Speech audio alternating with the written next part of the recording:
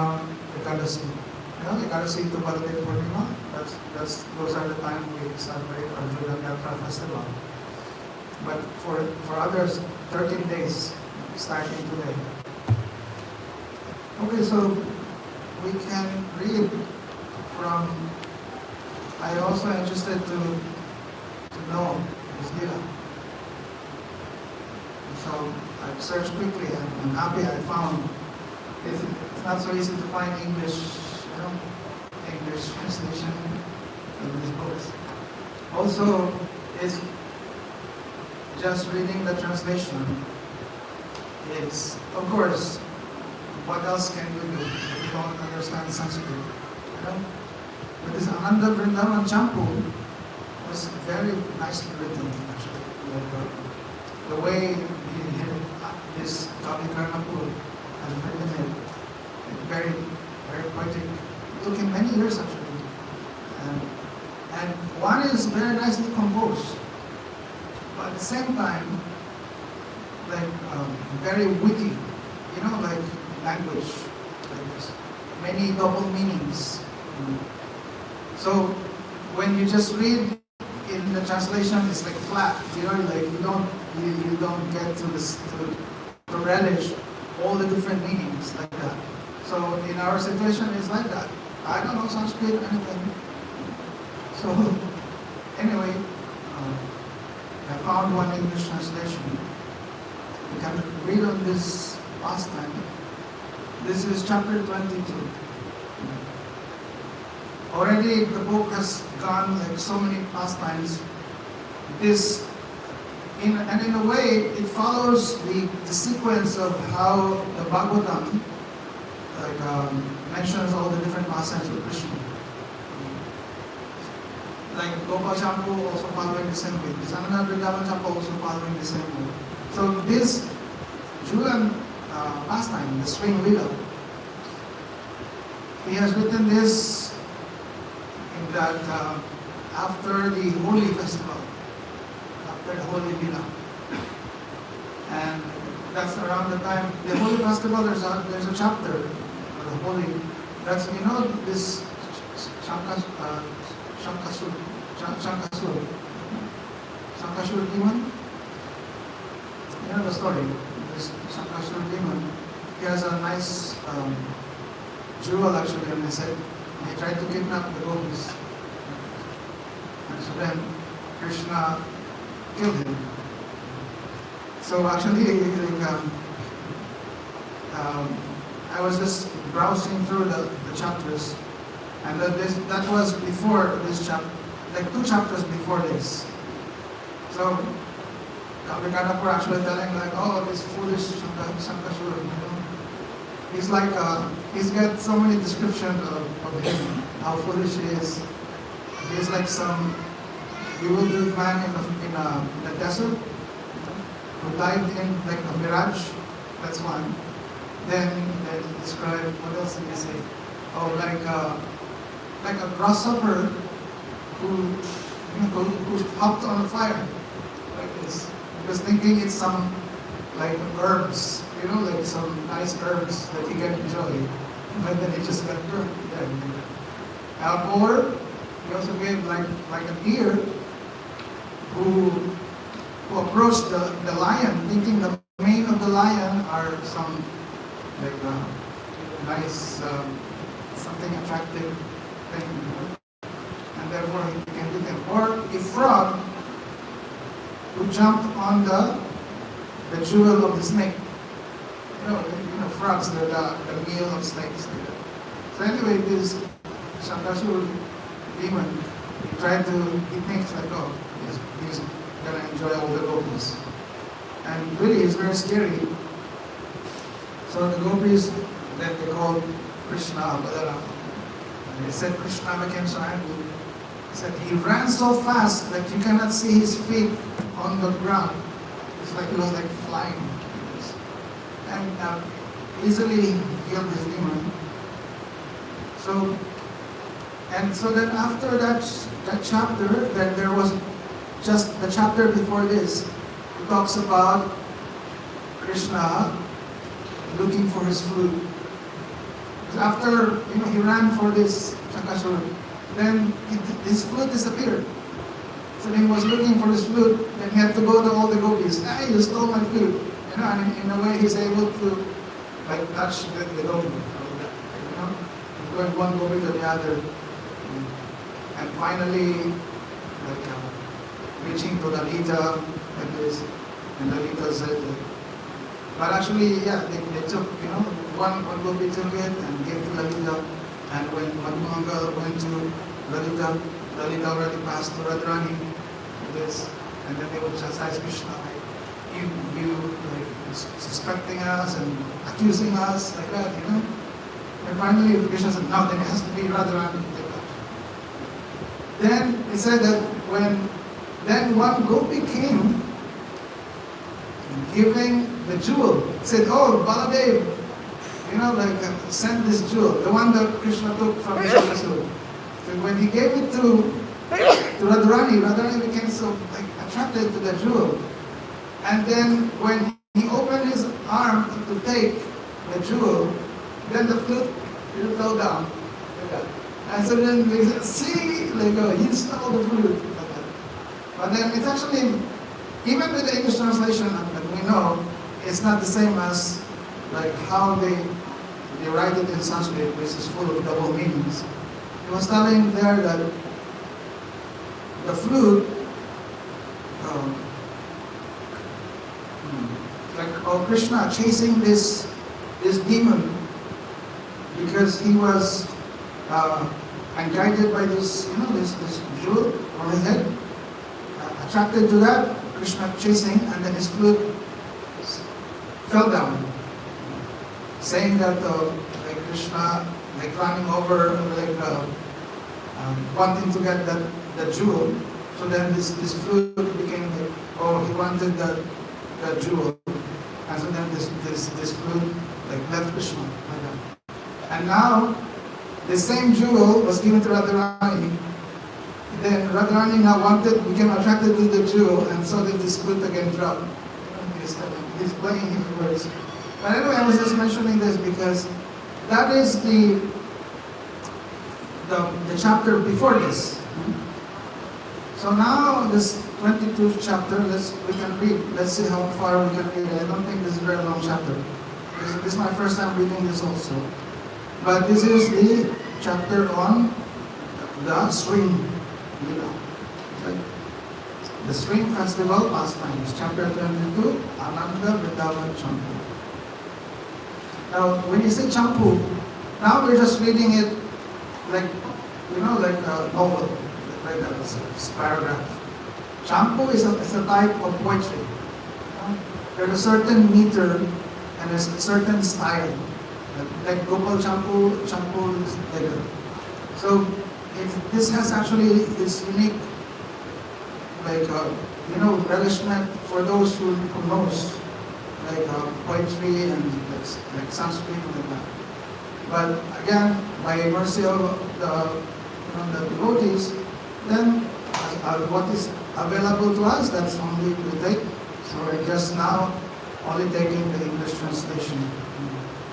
So here begins it says, the stealing of Krishna's flute occurred in the middle of the springtime holy festival.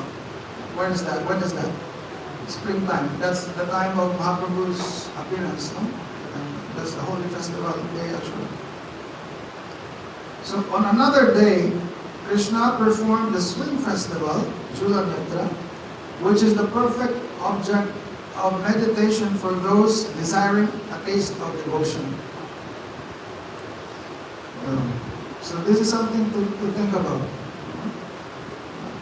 He's saying here actually. Who's saying this?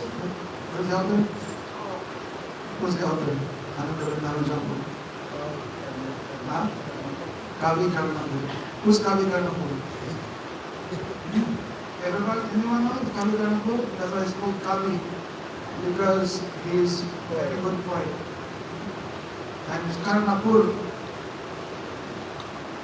he's actually like an ornament for the ear. So everyone wants to hear what he says, It's a very good point. And what's like some special thing that he received? He was able to suck the toe of Mahaprabhu when he was a little boy. Kavikarnapur. No, that's Kavikarnapur. He is son of Shivananda Singh. Shivananda Singh was a very great devotee of Mahaprabhu. Very merciful devotee. He takes charge of all the devotees in Bengal and bringing them, for going, stay with Mahaprabhu in Jagannath Puri. The devotees in Bengal, they anticipate this time of Chaturmasya. That's the time they can come to Jagannath Puri and stay with Mahaprabhu. They begin with celebrating Rath Yatra with Mahaprabhu. And then after Rath Yatra, they stay for 4 months Chaturmasya. Then after that, Mahaprabhu will tell them, hey, go back to Bengal. Like here also, when Srila Gurudev was with us, after Kartik, we said, go back to your countries and preach. Like, I'll see you again for Navadvip Parikrama. Like that. So,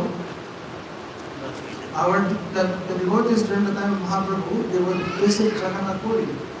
Stay with Mahaprabhu for 4 months in this Chaturmasya time. But who is actually like making arrangements, for all these devotees? So, like from Bengal coming to, because they will just walk. They walk. That time there's no train. Now it's so convenient. No? They have trains and airplanes and like that. That time they would walk, and so then they this Shivananda Singh. So he would take that responsibility, making all arrangements for sadhana and lodging for all the devotees. And you can see how merciful he is. Not only for the devotees. Even one time, one dog started following them. The dog started following them. He's saying, he's always coming with us. And he considered that, he's part of our group. So even like when they're crossing the river, then he also had to pay for the dog. Because the boatman doesn't want to bring the dog. And look, because of his mercy to the dog, this is for us to remember, because of mercy of the devotee, Mahaprabhu mercy always followed. Because of his mercy to this dog, what happened to this dog? He became recipient of mercy of Mahaprabhu. Actually, what happened, before they even reached Jagannath Puri, then the dog disappeared. Like one time he was asking, where's the dog? And then somebody was like, we forgot, we were not able to give him prasad, like that. And he was like, he was the one, taking responsibility for that. And he actually felt so guilty, like that. And he was thinking for the dog, like, now we lost the dog. And he could have gone to Jagannath Puri and see with Mahaprabhu. He will have benefit to see the chariot festival. But then when he arrived there, then the dog was already there with Mahaprabhu. Mahaprabhu feeding coconut to the dog and telling, chant, Haribol, Haribol. And the dog chanting, Hare Krishna, the way he's barking. Sometimes you don't believe that dogs, they chant. But I've seen this directly in Radhakund. One time we did Arti, like Mangal Arti. One time we were so early, we were taking bath. And then they started Mangal Arti. We saw all these dogs coming. And during the Arti, they were barking. They're not, of course, they're not saying Hare Krishna, Hare Krishna. But they're actually like barking. Like that. Then after the Arti, then they stopped. And then they just sat down on the side. So they do that every day. They're actually like singing. So during that time, Mahaprabhu, he fed feeding the dog, and this dog was so chanting in this way. And then this dog became liberated. That's the mercy of Shivananda Singh. So Shivananda Singh, he has one son. Actually, he has 3. His son, Kavikarnapur, one of his 3 sons. When he was a small boy, Mahaprabhu told him, like Mahaprabhu told the dog, chant Hare Krishna. He tell him this little baby, chant Hare Krishna, but this baby not saying anything. And Mahaprabhu said, like, I'm telling everyone to chant and the whole world chanting, but this boy not chanting. And then what happened? This Swarup Damodar, he made some joke. Said no, because he's trying to, you're giving him diksha, he's trying to, like, like not taking it cheaply, just like saying that. But anyway, this boy like crawled to the feet of Mahaprabhu and started sucking his toes. And Mahaprabhu like letting the boy suck the toe. So that's his, mercy. So then after that time he could not speak. Right? After some time, when he's already a little bigger, then he comes to Mahaprabhu and reciting many like Sanskrit slogans. That's why it's called Kavi Pranapu. So, and here we can see how poetic it is. Of course, this is just in the English already. You can see how great, but especially when you read the Sanskrit and know Sanskrit, and you can see like all the the wit and his expertise. Anyway, so he's saying that. So what did he say?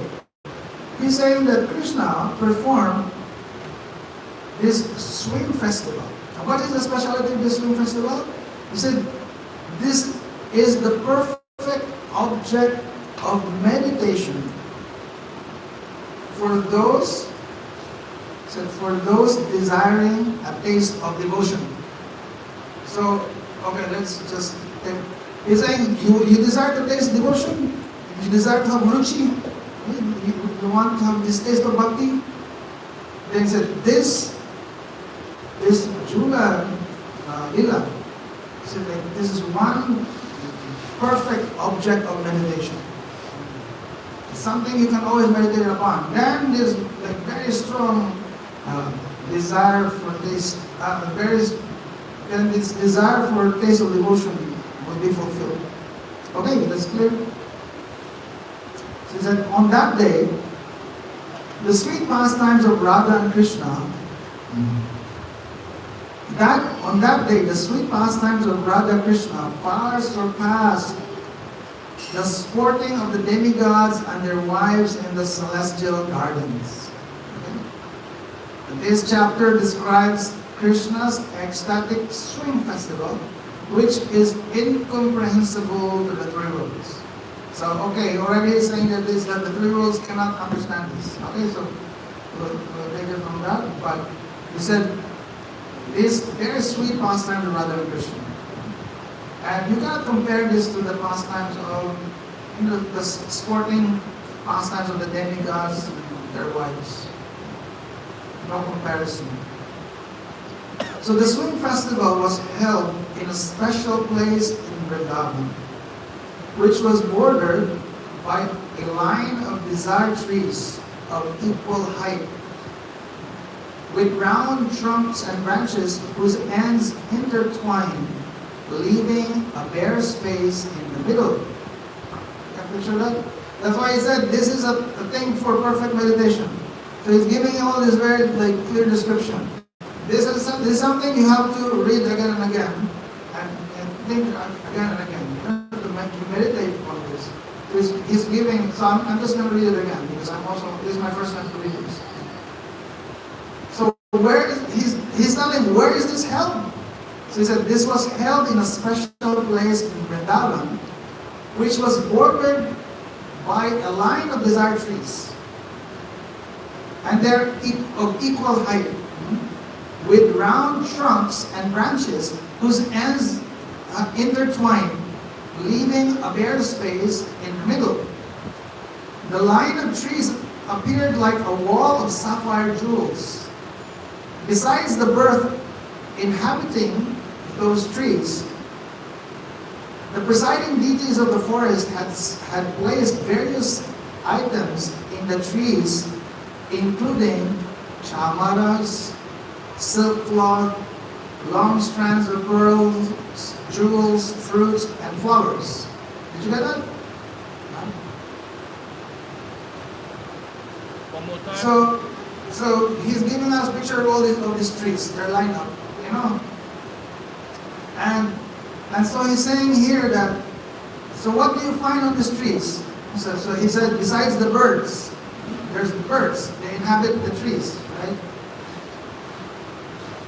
said the presiding deities of the forest had placed various items in the trees. Now, what are these items? Chamar. Chamar. So you can find this on the trees. Some silk cloth, some long strands of pearls, jewels, fruits, and flowers. A square-shaped golden stage stood in the center of the decorated trees. A square-shaped golden stage stood in the center of the decorated trees. In the middle of the stage was a jeweled kunja with 4 doors. 4 Harichandan trees stood as pillars in the corners of the kunja. The intertwining of the trees' upper branches formed an overhead canopy. Okay? So that's, usually kunja is like a space, you know, like the canopy is from the thick branches of the trees. So the intertwining of the trees' upper branches formed an overhead canopy. The swing hung on thin golden ropes tied to the branches of the Harichandan trees. So there's this 4 Harichandan trees. So this arena appeared in the center. Each Gopi group leader had a personal kunja with a swing in the 4 directions radiating from this central arena. The other arenas, lined with pleasant Devataru trees, radiated green all around and resonated with the singing of young cooing birds. They served as embodiments of festivity for the entire earth. 1 swing hung from each pair of trees. Okay, so every pair of tree, 1 swing. One swing hung from each pair of trees, and sitting platforms for the gopis encircled the bases of these trees. Golden chains tied securely to the branches of the trees hung down in straight lines. In the center arena, 4 lines of swings belonging to different group leaders faced the 4 doors of the main kunja. Herds of deer frolicked about joyfully in the flat open land surrounding the kunjas.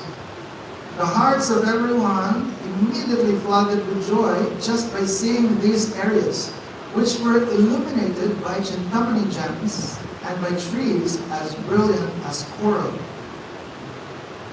The top branches of the trees joined to form natural, pleasing green canopies. Gazing upward forever, one could not find the tops of those tall trees. So it's very tall.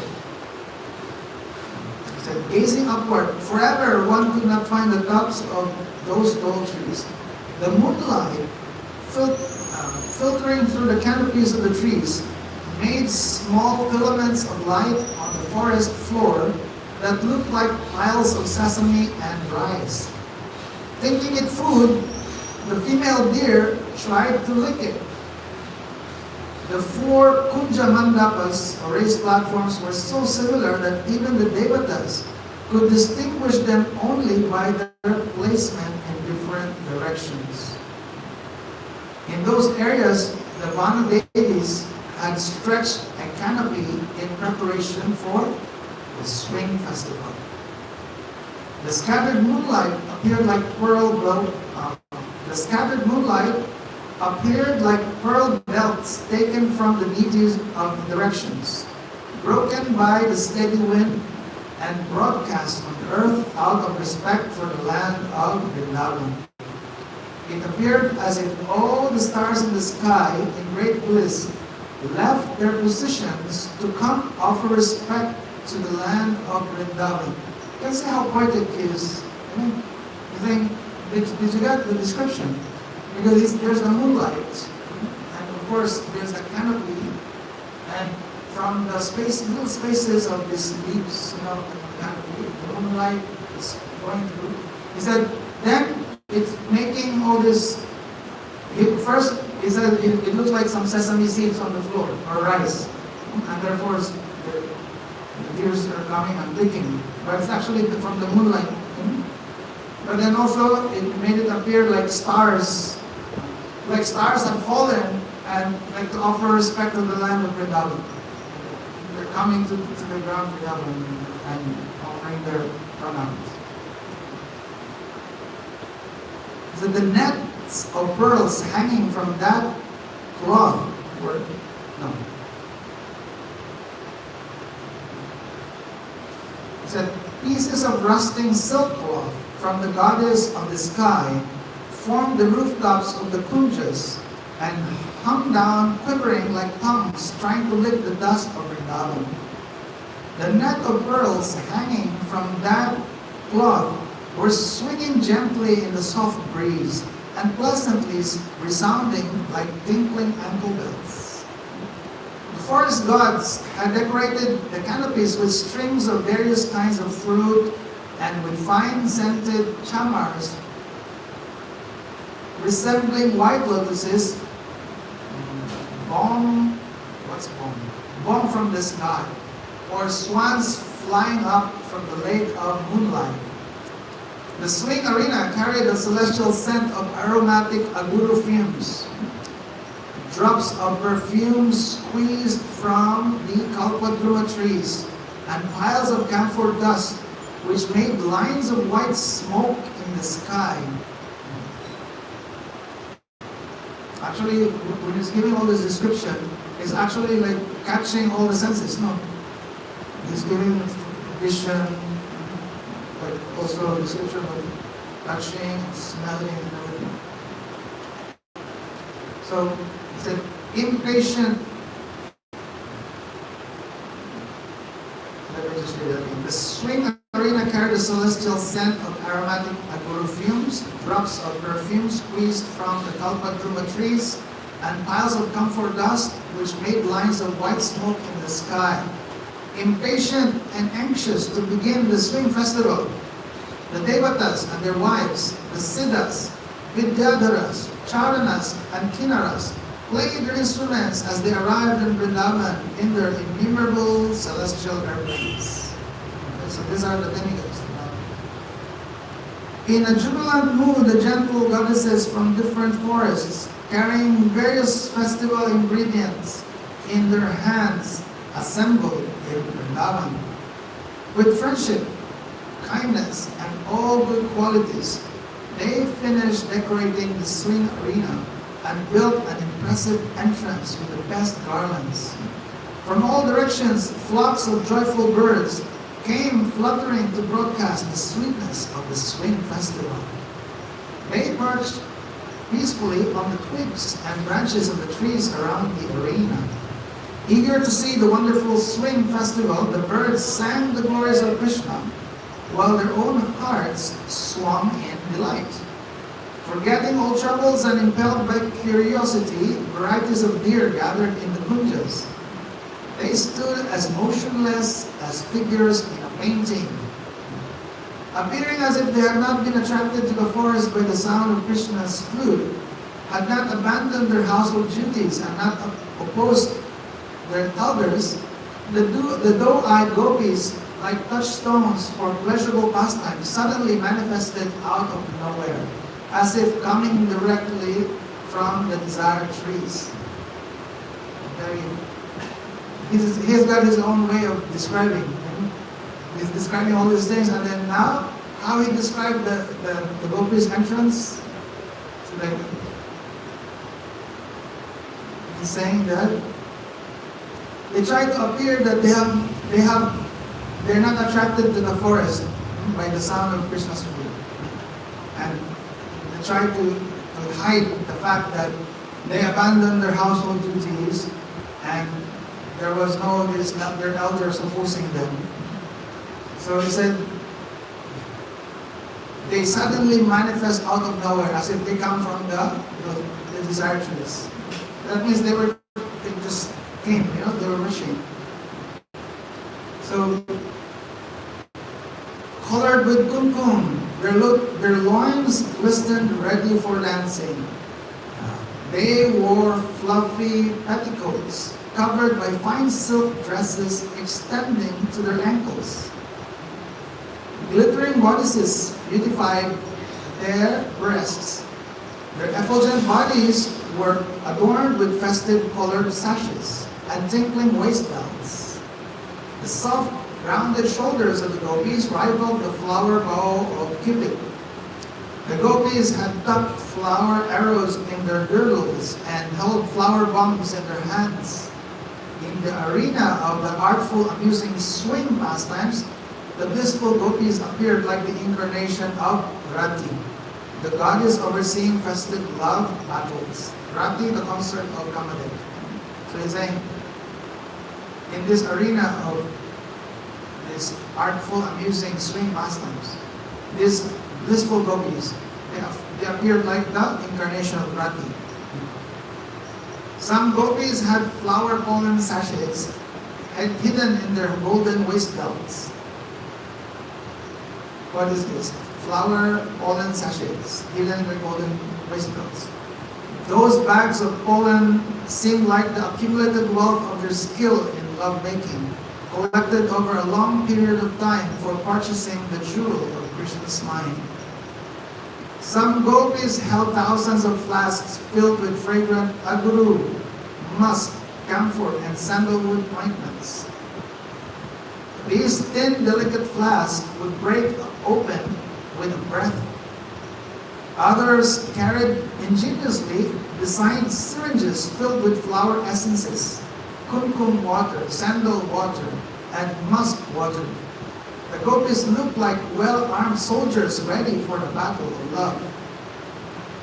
So this is what they use for Holi. They have this syringe, this powder, this pollen. Anxiously awaiting the arrival of Radhika, Shama, to start the festival. Each of the gopis, the jewels among women who are more beautiful than the soldiers of Cupid, thought that she would swing first. The gopis entered the four areas around the main arena while discussing this among themselves. Out of excitement, they made a din with their loud laughing that resembled the sweet cooing of the cuckoos. Krishna entered the swing arena with his left arm resting on Radha's shoulder, holding his flute. You can picture that? You should try this. Now he started by saying, this is perfect, perfect object of meditation. So he said, after describing the whole place, now finally Radha Krishna enters. So how? He said, Krishna entered the swing arena with his left arm resting on Radha's shoulder, holding flute. In his right hand, Krishna twirled a lotus flower while his bangles chimed happily. A pleasing peacock feather topped his reddish turban that tilted attractively to one side. Very good description, really, like, think about it. Because otherwise, how would you think of this pastimes? Only when there's very vivid details, like very clear details, then some ideas you can think about. So, saying his turban is red and tilted attractively to one side. A pleasing peacock feather, and on top of that is a peacock feather. Krishna's elegant earrings and ear lotuses swung in the breeze created by the bees circling his head. Did you get that? He said Krishna's elegant earrings and ear lotuses swung in the breeze created by the bees circling his head. Fine cloth kissed his limbs, lit by the jewels of his crown and bracelets. Krishna shone attractively with his pearl necklaces tinged red from the rays of his Kaustuba jewel. Light, delicate footsteps accented his graceful yet playful gait. Jeweled anklets and bells adorned his lotus feet. Krishna, his splendid lips shining, appeared somewhat drowsy from chewing ratuna.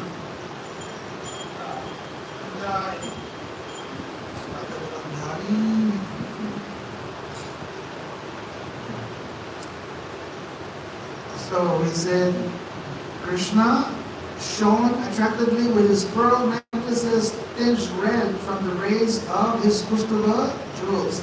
Light, delicate footsteps accented his graceful yet playful gait. Jeweled anklets and bells adorned his lotus feet. Krishna, his splendid lips shining, appeared somewhat drowsy from chewing ratuna. Yet his effulgence easily defeated the combined radiance of all the jewels adorning the ladies in heaven. Krishna's effulgence took the shape of a jeweled mace to announce his entrance into the bower of jeweled trees. As Krishna and his servants ascended the dais surrounding the swing, the birds stretched, victory, victory, meaning jai, jai, the birds. Did you get how he described Krishna's, he said his radiance defeated the combined radiance of the ornaments of ladies in heaven.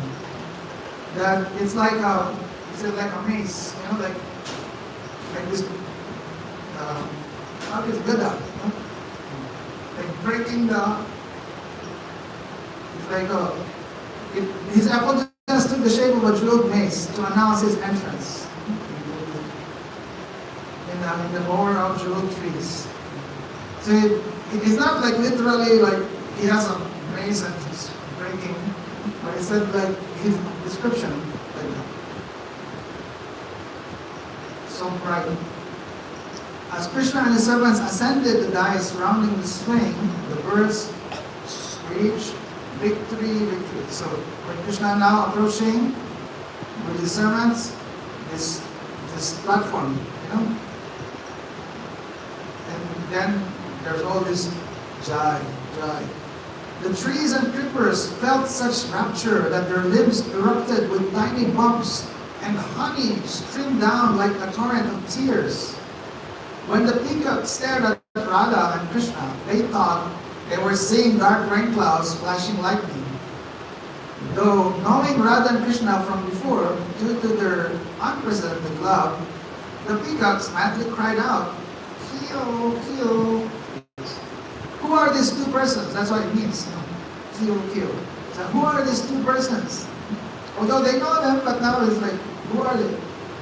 Different celestial denizens joined Krishna and the gopis to celebrate their Jula Lila.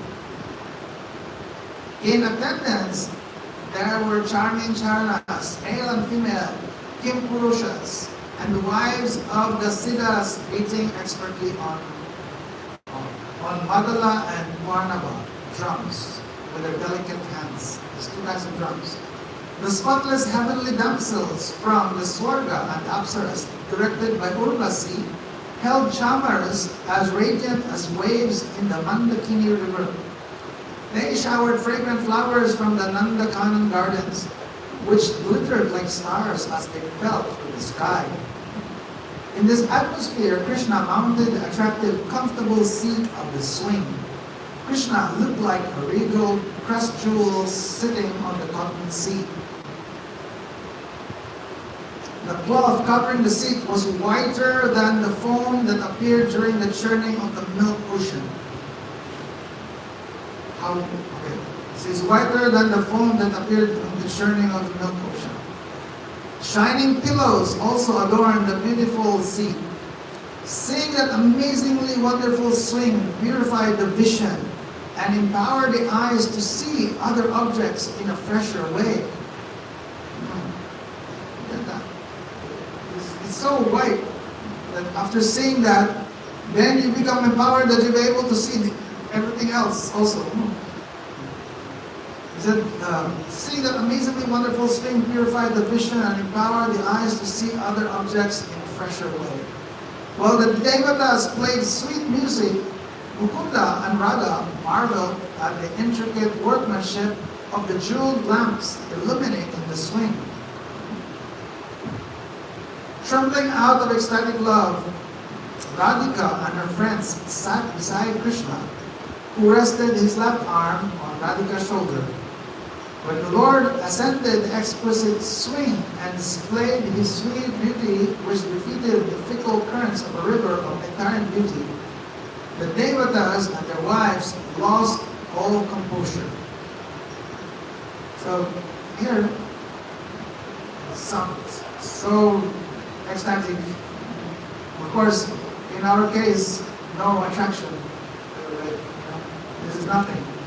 But there, anyone that they have this very strong desire to get closer view of the divine couple. And they have, and the heart also want to express itself. He said, oh, they choked their throats like this. You can see these descriptions. But us, like nothing happens, and we can, every second of it, we can forget also. That's why I said, meditate on these things.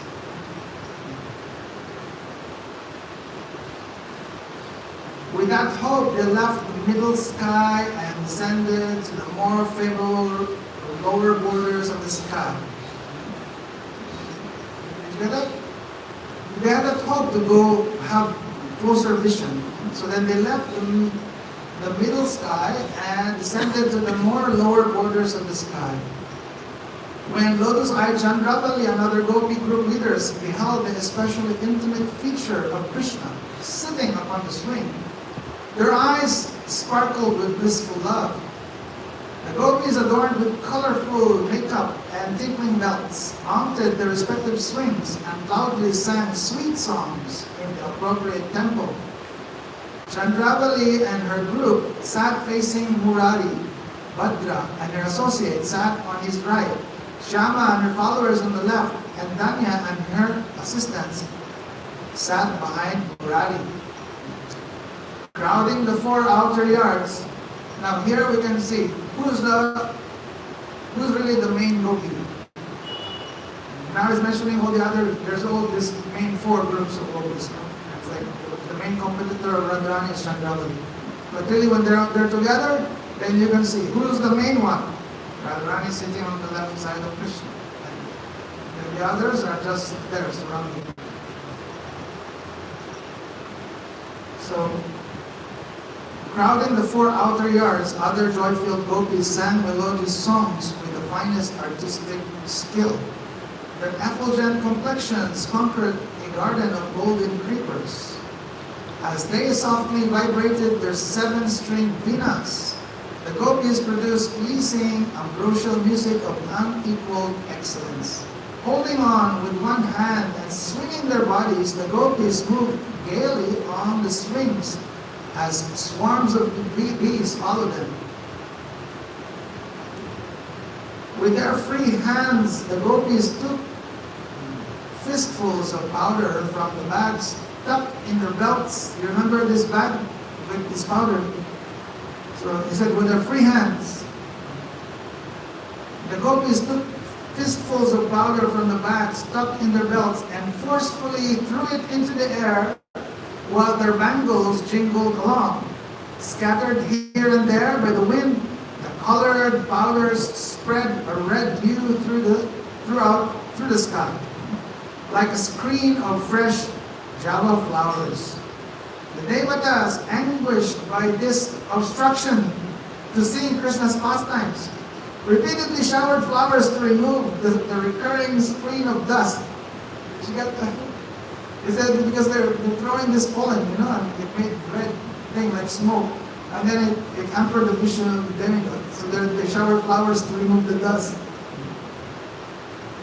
It appeared the clouds dripped flower nectar.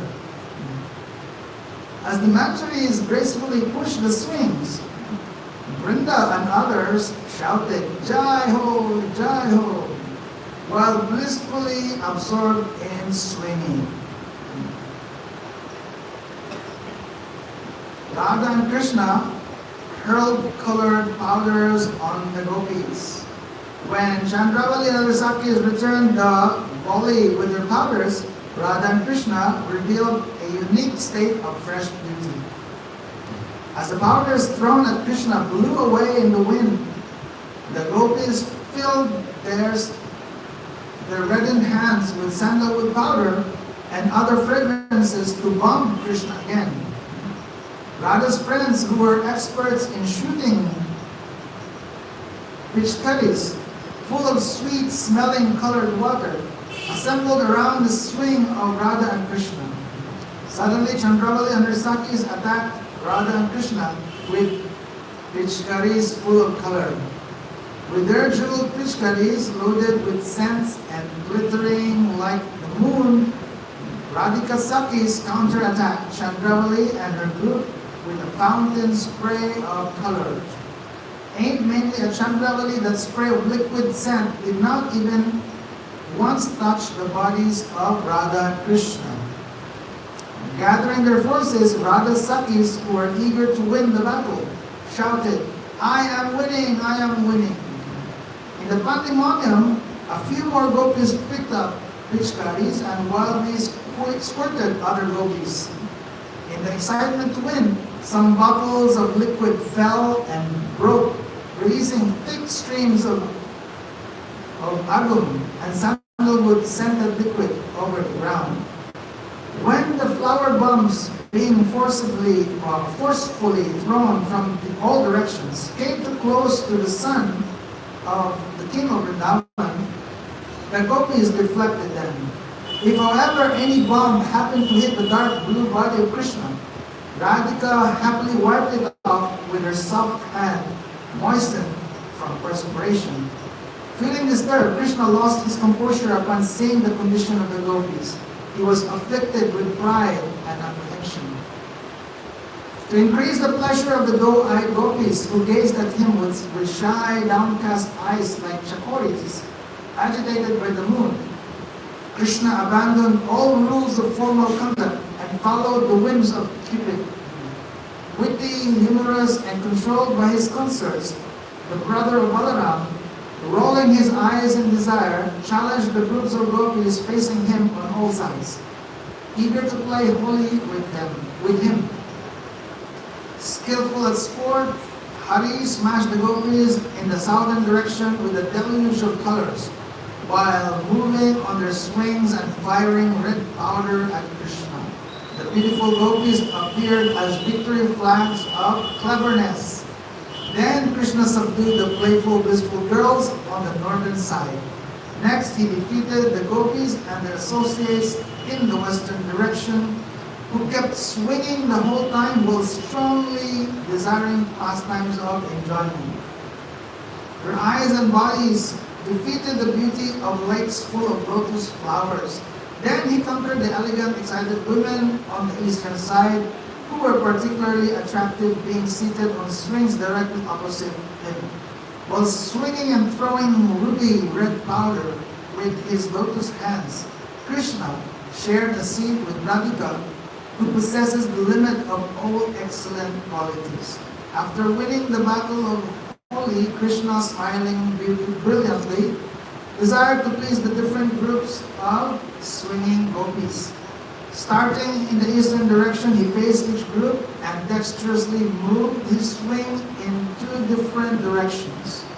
When Krishna swung east or west, he moved the swing directly towards the gopis in those directions. When he swung to the north or south, those gopis sat next to him. In the joy of such counter-swinging, Krishna's necklaces, forest garland, and shining earrings all joined in the festival. Okay, so we continue tomorrow. Reading more about this amazing festival. Okay. Jai Shri Bandhav Jai Shri Julan Vilaki Jai. Ananda Vrindavan Shampoo.